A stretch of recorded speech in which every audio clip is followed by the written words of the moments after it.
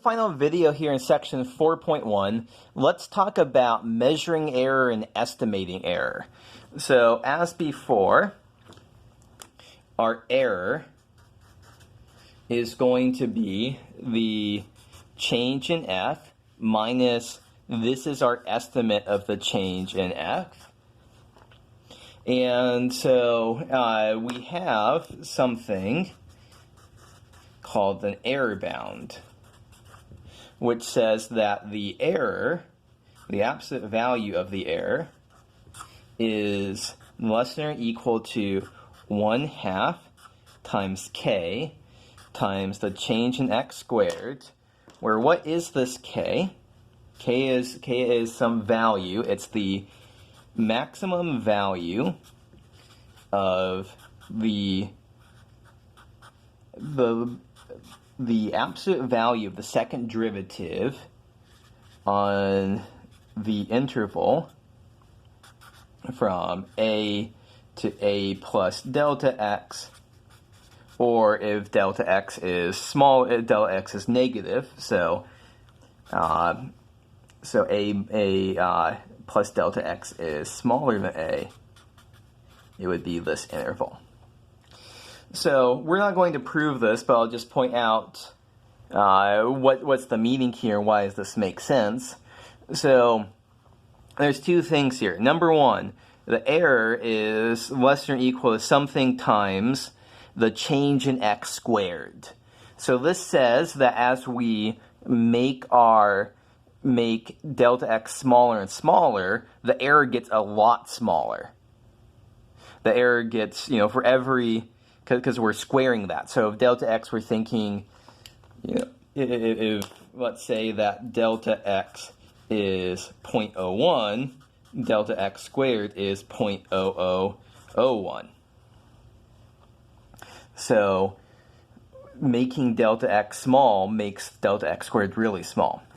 The other thing to realize is that, so there's this factor here that's dependent on how big the second derivative can get. And so let me draw a couple of pictures just to see why that kind of thing makes sense.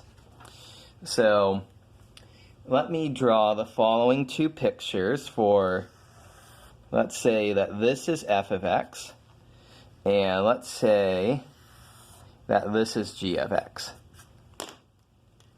So let's say that I pick this point here and do a linear approximation.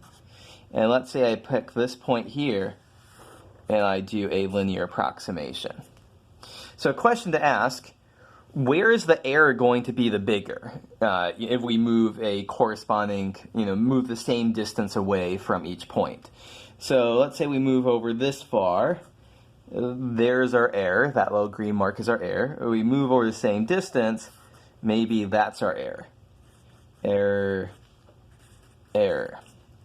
I think we can agree looking at this that the error is bigger here for g of x. I think pictorially you can look at it and kind of understand why that's the case. This one moves away from the tangent line much more than this one does. And that's corresponding, if you crunched out what was going on here, the f double prime of x, the second derivative, is larger here. Because f double prime measures how quickly the slopes of the tangent lines change, and the slopes of the tangent lines are staying relatively constant in f of x.